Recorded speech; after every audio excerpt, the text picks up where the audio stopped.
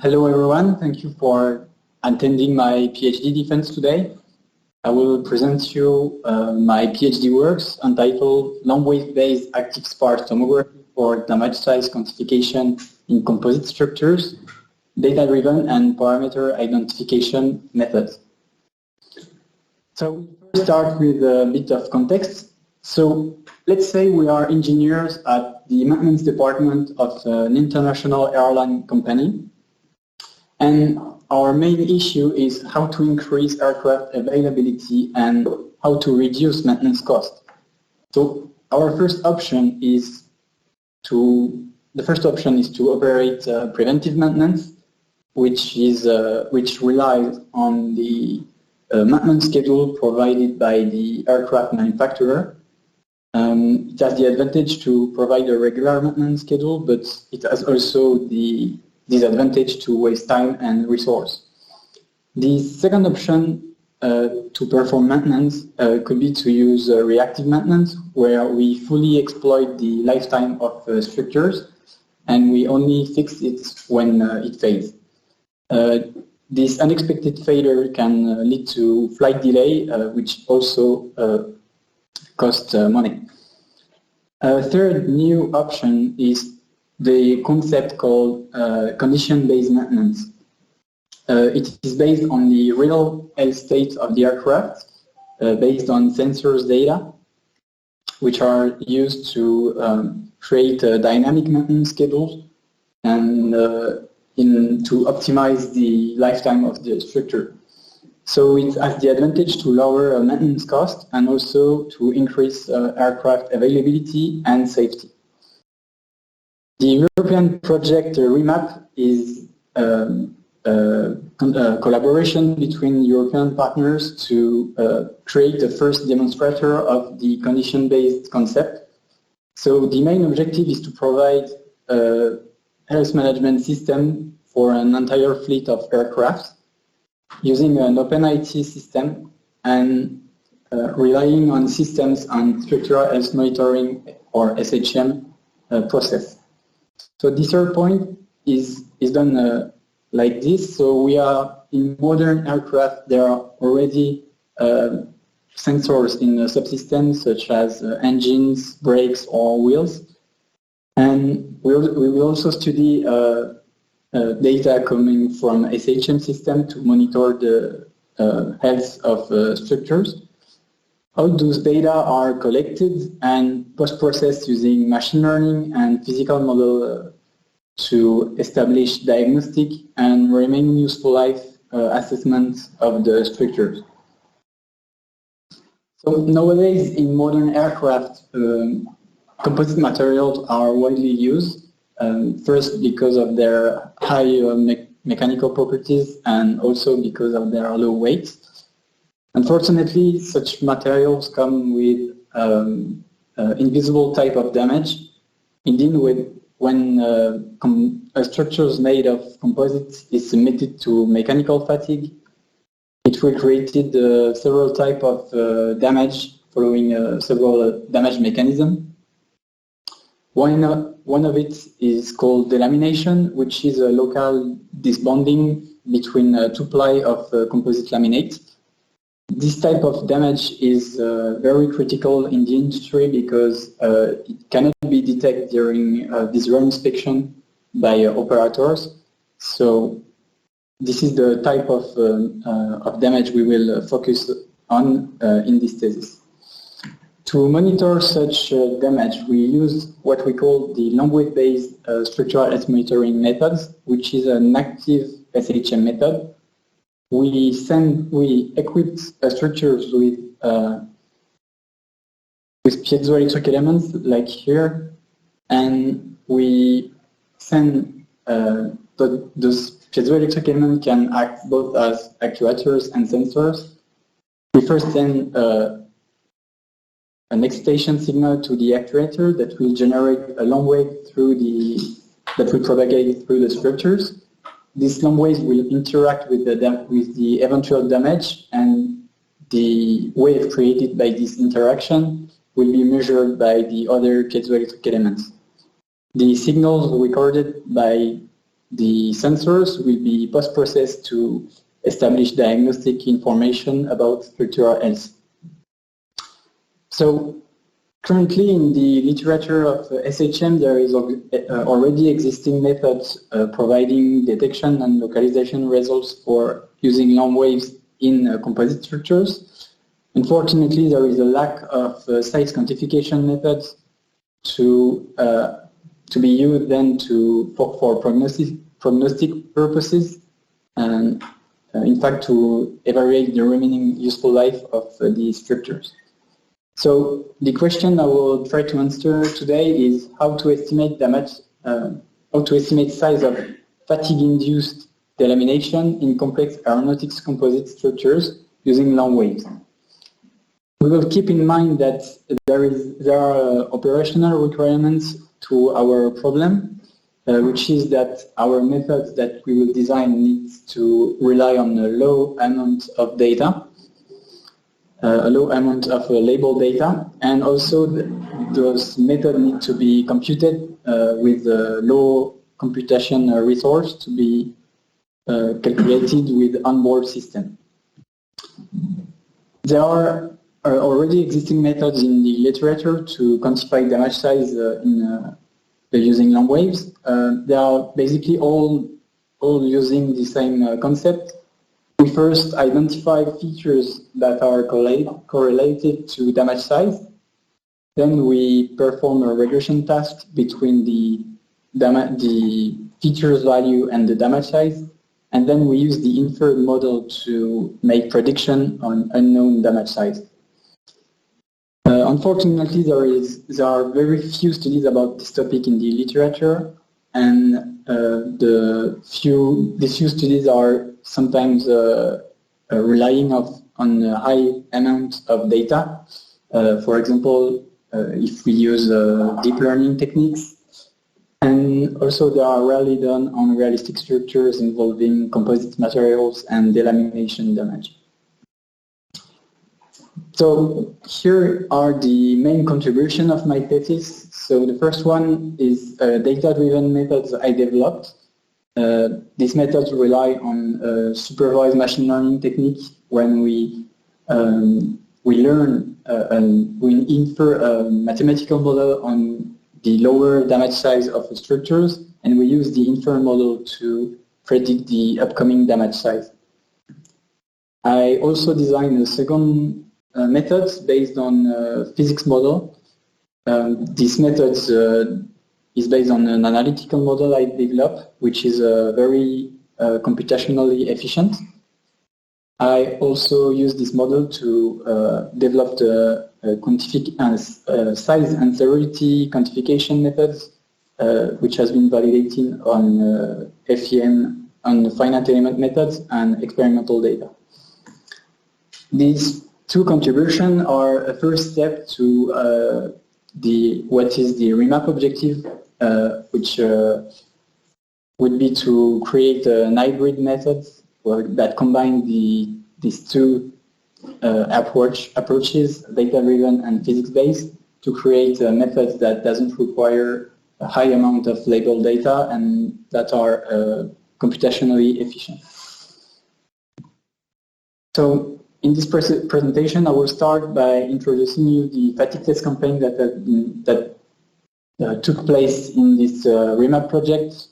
This generate data that will be used to validate our algorithms. Then I will present you my data-driven methods using imaging post-processing results.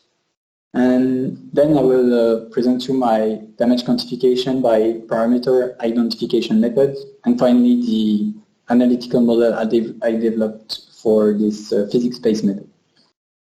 So let's start with the fatigue test campaign. So one of the objectives of remap was to carry out fatigue test campaign on realistic subparts. So we started with tensile coupons to validate sensor reliability during fatigue tests. Then we study generic element made of a flat panel of composites with a stiffener in the middle. And finally, we study a large some components representative of aircraft real parts made of flat panel and multi-stiffeners. My main contribution during those Thèse campaign was to design and implement the long wave acquisition system that has been used during all the campaigns. So here is an example of the experimental setup we used during those campaigns. So we have a tensile machine and the composite samples, the long wave acquisition system, and we also studied several SHM systems on the same coupon during the same fatigue test. So we had acoustic emissions and two types of different optical fibers measurements. So here, and finally we also use digital image correlation acquisition system. So all the data generated during those test campaigns were released as an open data set to be reused by any researcher that are interested in the SHM topic. So you have the link here. During this test campaign, we needed to introduce artificial damages that are representative of realistic damage that occur in the industry. So the first type of damage is an impact. So we use both impact tower and impact gun. The impact gun is the video we can see here. To create realistic delamination, we use both Teflon insert, where it is an insert of Teflon that has been introduced at manufacturing step to create a local disbonding between two composite layers. And I also carried out a laser shock test campaign on one single coupon here with the laser team in my lab. So this type of process is very new. It is based on two laser beams that are sent on both sides of composite samples. Each of these beams will create shock waves, and these shock waves will create local disbond, and so delamination in the thickness of the plate. So this is what we can see here. We have the thickness of the plate and a small delamination here. And the image in yellow here is NDT control, NDT testing results using ultrasound to check that the delamination has well occurred.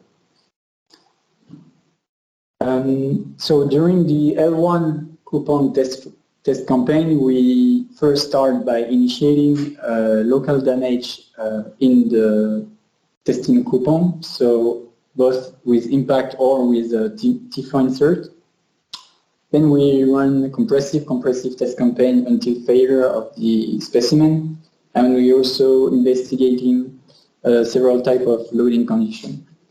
And regularly during the test campaign, we acquire long waves and other type of SHM systems. So we end up with a large amount of data to process. For long waves, they are in this type of format. So for each actuator sensor path, we have one time signal, as we can see here on the left.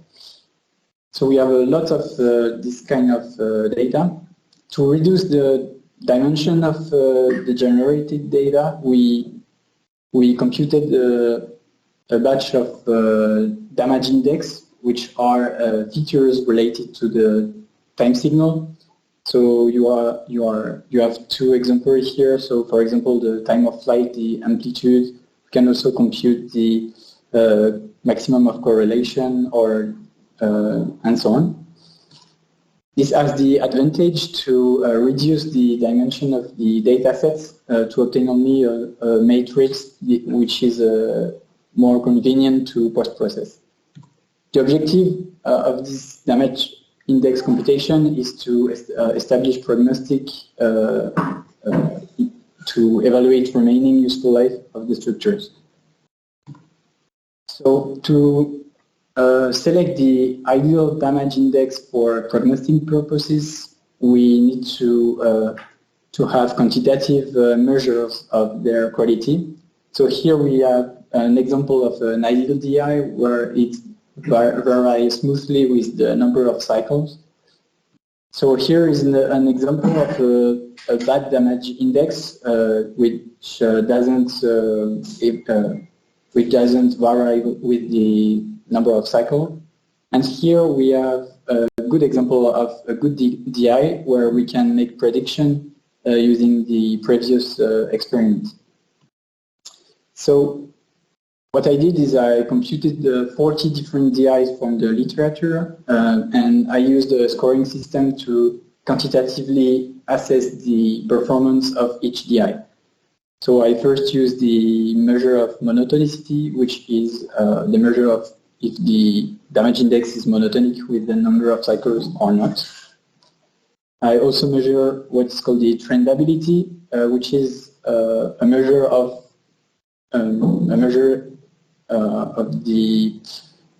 if the different experiments tends to have the similarity between the different experiments.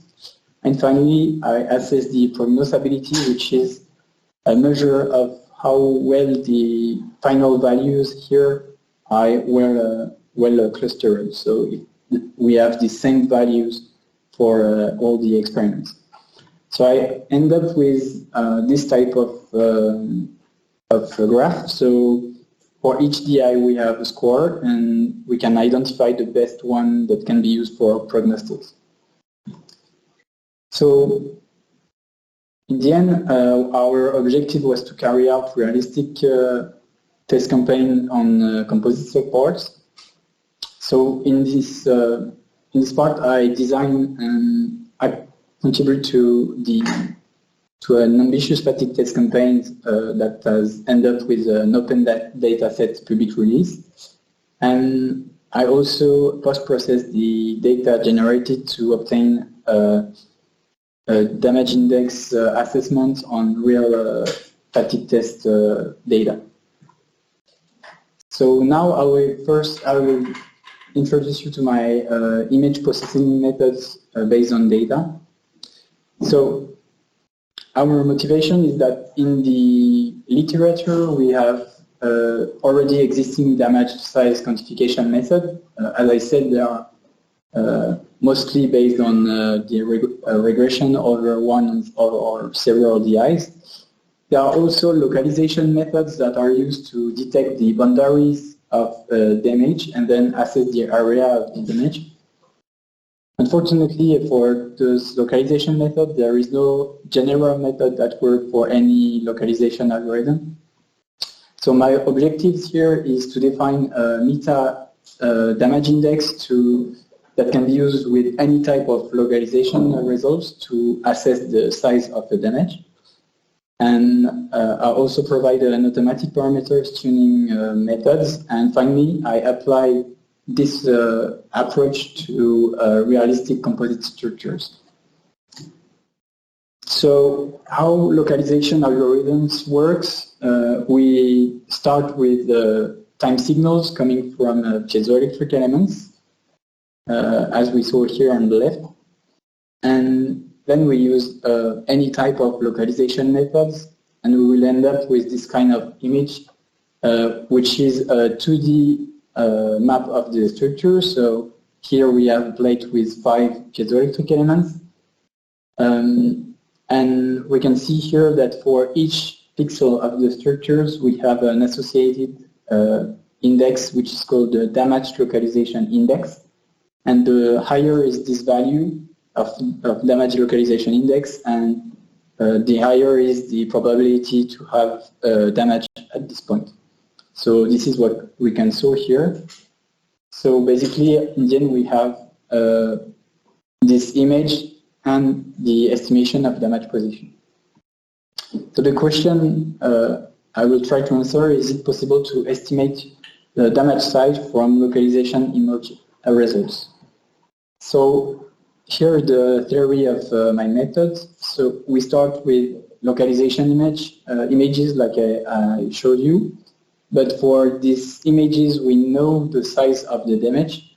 These data are used as a training data set.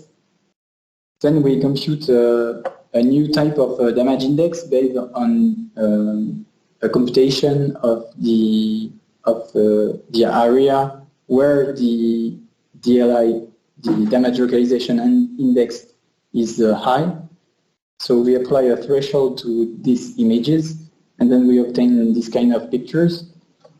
And the DLI is defined. The DI is defined as the ratio of this area in white over the area in black.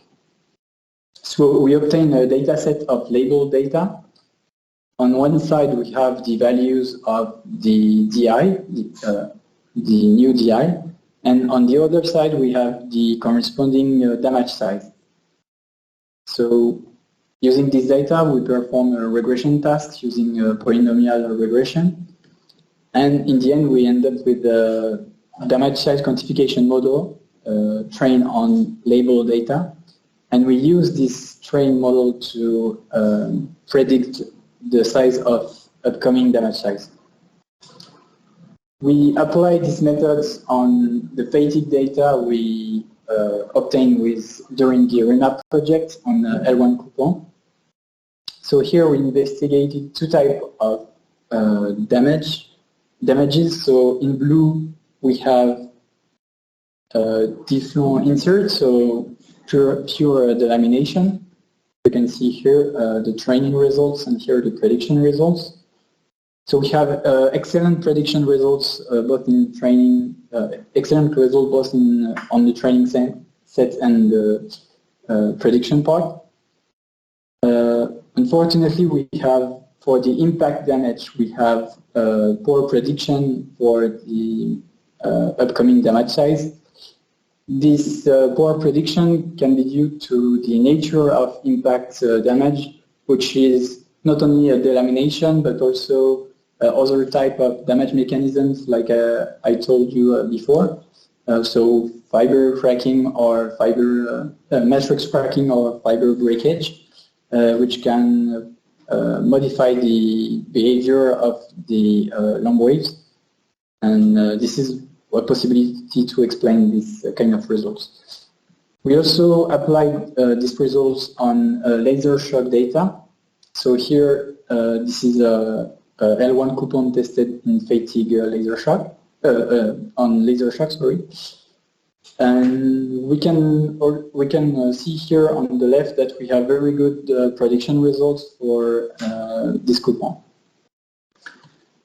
So in the end, I design and validate a data-driven damage size quantification methods based on labeled data training.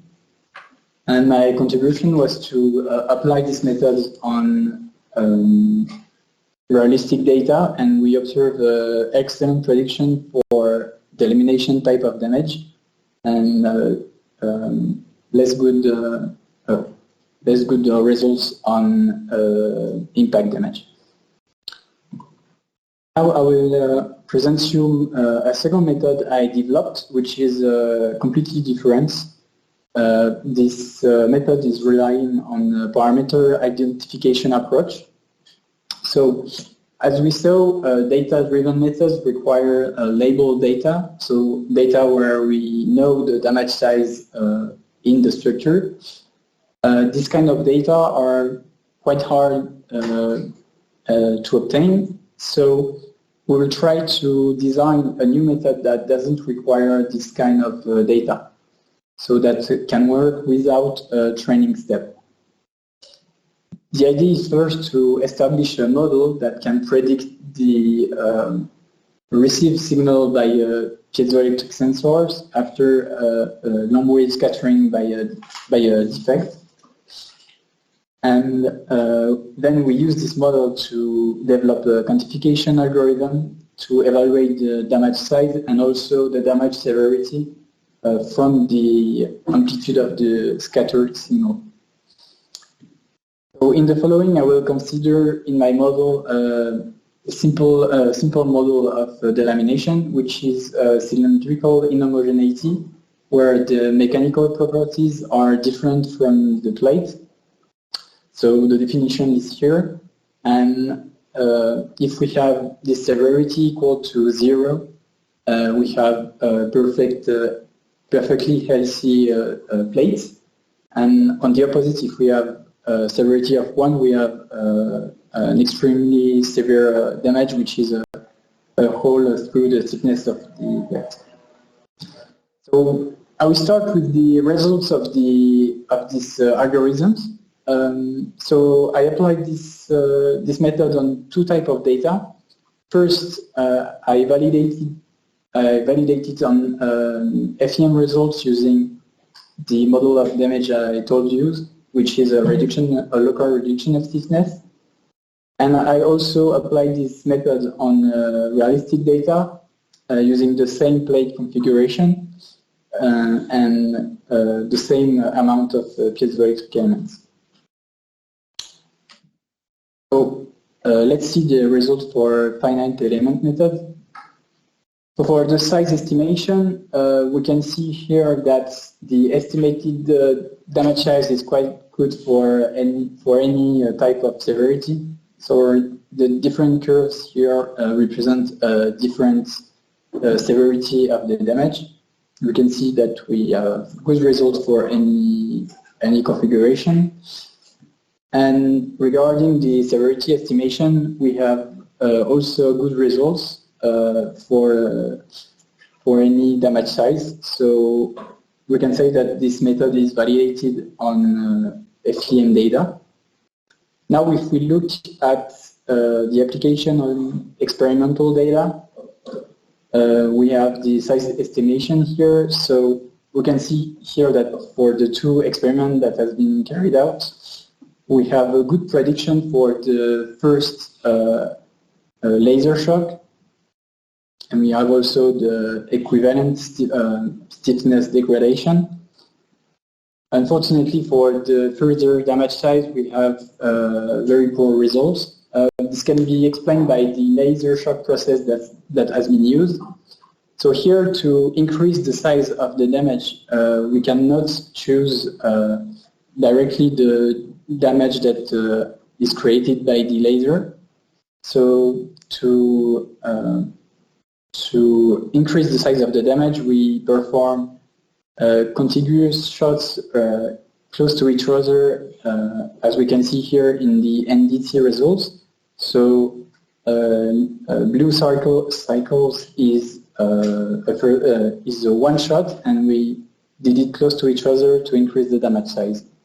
So this type of damage geometry can explain the poor results, because this type of geometry is not considered in our scattering model, and because there is several physical phenomena that can occur, like mode conversion or energy trapping.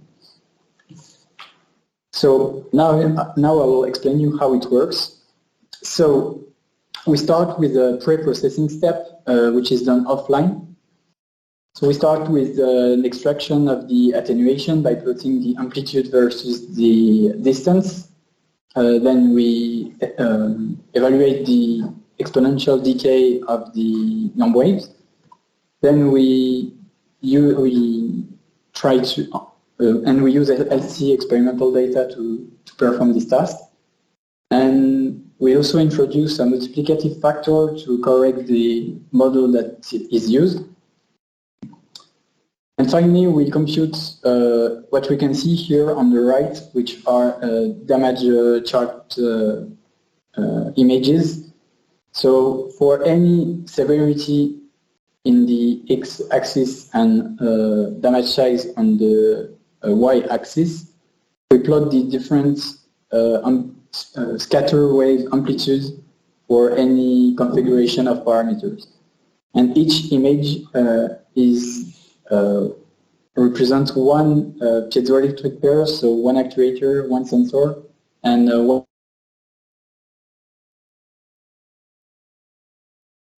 So after this pre-processing step, we proceed to the prediction step, which rely on comparing the experimental amplitude with the amplitude of the model we use.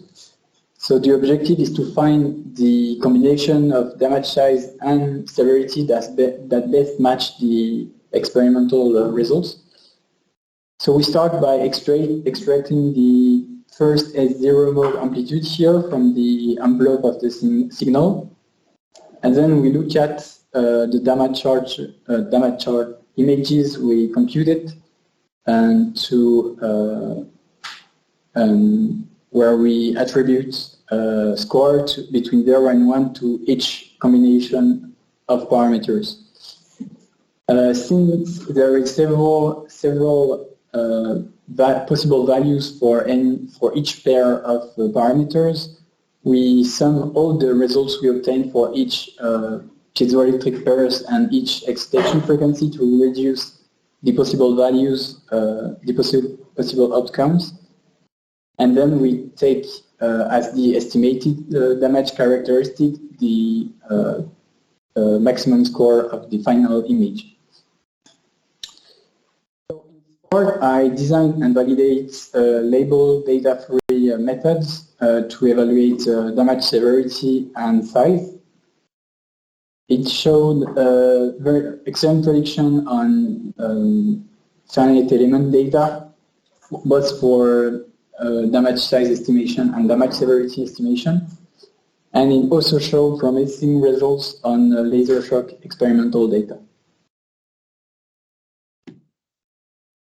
Finally, I will present you the model I developed to establish this parameter identification method. So, in the method I just described, we used a model. We have two options for this model.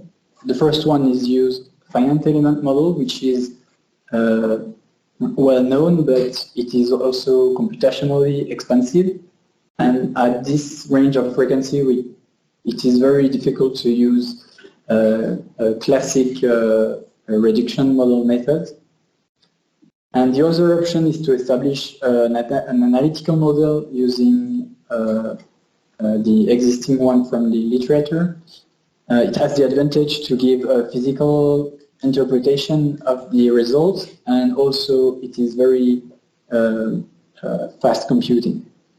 So since in our application we really need to have a fast computing model, because we evaluate the model large number of times, we will establish an analytical model. So the structure we consider is made of is equipped with two PZT, one actuator and one sensor. We consider the lamination of arbitrary shape, and the material considered is a quasi-isotropic composite material, and we only consider scattered waves only. So to simplify the model, we make some assumption on the physical system. So first, we consider the lamination as a local degradation of the stiffness. Then we consider a single layer material with a transverse isotropic material.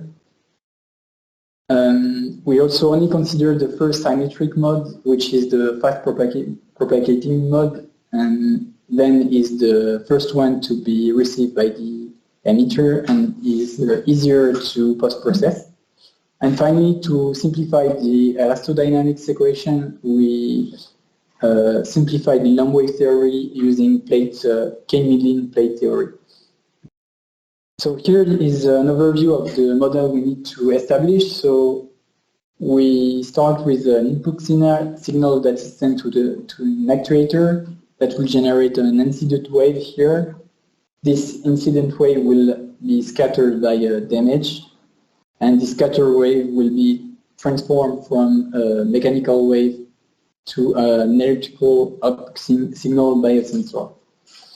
So the main challenges here is to select the right analytical model for each subsystem, And for each subsystem, there is a trade-off between accuracy and simplicity. The other difficulty is to combine all these subsystems into a single one.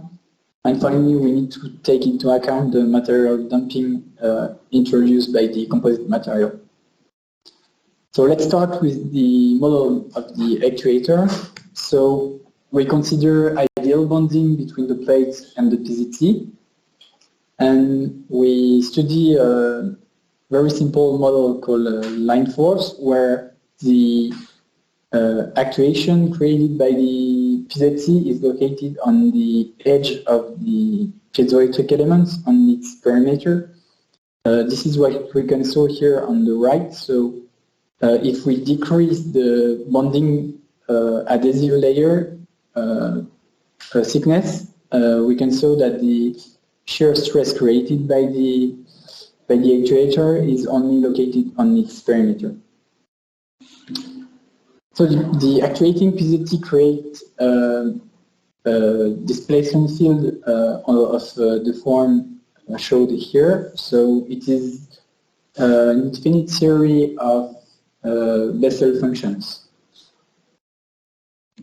Then we will study the scattering of the incident wave by the damage.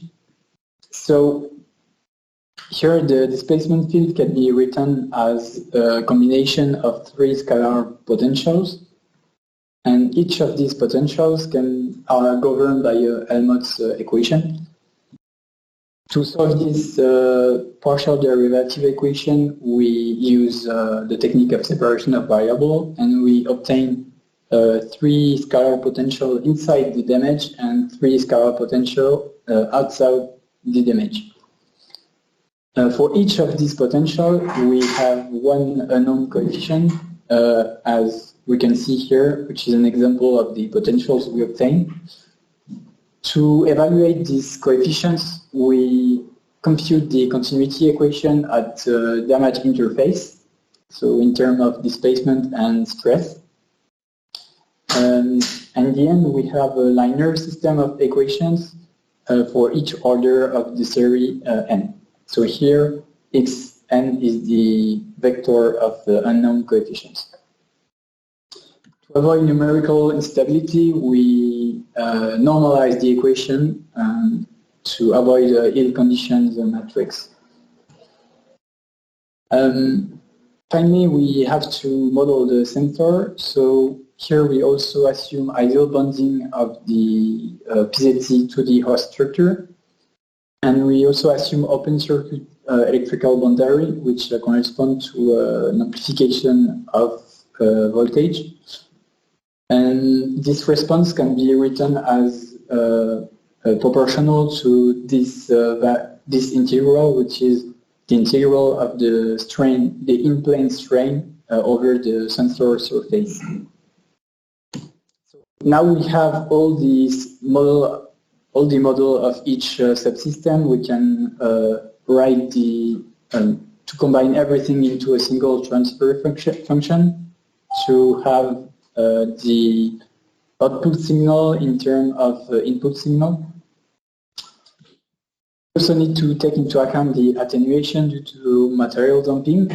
So here we consider a simple model where we introduce a loss factor in the wave number, and we end up with an exponential decay with the distance. So now let's study a little bit this analytical model we developed. So here we consider a quasi-isotropic plate with a low severity damage, and we plot what we call the scattering directivity, which is the directivity of the wave, of the scattering wave created by the damage. So here on the left, we have an incident wave that comes to the damage, and we change this parameter, which is k times delta, so wave numbers times the size of the damage. And we can see here that for the range of this parameter we consider, we see that the profile created is greatly vary with this parameter. So it means that the damage size and frequency have great influence on the shape of the scattered wave, so which can be used for quantification purposes. So we make this this type of graph to evaluate this this assumption, this statement. So here we plot the scattering amplitude for a range of this dimensional parameter. So we can see that there is, for some angles of the scattering scattering wave, we have some monotonic relationship between scattering amplitude and the parameter, and we have the same type of graph for the severity. So if we increase the severity, we also increase the scattering amplitude received by the sensor. We can see here that for high severity, we have numerical instability. This instability are due to pre-conditioning issues, are due to Hill conditioning system, despite the preconditioning we operate. But since the damage we consider are approximately below 0.8, this range of severity are not interesting in our application. So now let's see the validation of finite element data. So we consider these parameters with a composite thickness and no material dumping, and we can show here the time signal perfectly match both in terms of time and amplitude. We also observe a 1,000 times factors between the analytical computational time and the FEM one. Now if we consider the piezoelectric thickness we use in experiments, which is 0.5 millimeter, and without considering the damping, we have a slight time difference and also amplitude discrepancy. And now if we also consider damping, we have even greater amplitude discrepancy. So let's talk a bit about this difference between analytical and FEM data. So this difference can be explained by the thickness ratio between the plate and the piezoelectric thickness. So here the plate is 2.4 millimeter thick. So maybe the considered model are not valid for this range of thickness ratio. Also, there is different type of damping considered here, because in finite element method we consider Rayleigh damping, and here we consider in the analytical model loss factor. So in conclusion, the difference in time is not an issue because we only consider amplitudes for size quantification. And the difference in amplitude, we can say that the results are still in the same order of magnitude. In the identification method, we also introduce a multiplicative factor to correct this error. And finally, this model is accurate enough for our application, as we saw in the quantification results. So in this part, I design and validate methods based on an analytical model that is fast computing, and we observe very good match for thin piezoelectricity and also good enough results for damage quantification purposes. So there are a few improvements possible, for example, including A0 in the model and consider other type of damage. So in my PhD, I work on, as I said, on a large sample population fatigue data sets that has been released freely. I also evaluate quantitatively the quality of damage index for prognostic purposes. I design and validate data-driven methods that work very well on delamination. And I also contribute to develop physics-based quantification methods based on an analytical model validated on finite element data. So here are some future prospects for improving this work. So first, we can improve the data-driven methods by using transfer learning techniques to learn the mathematical model on a single, on the whole lifetime structure. To use this inference model to then to make prediction on similar structures. So this type of approach can be validated using the dataset we generated during the project.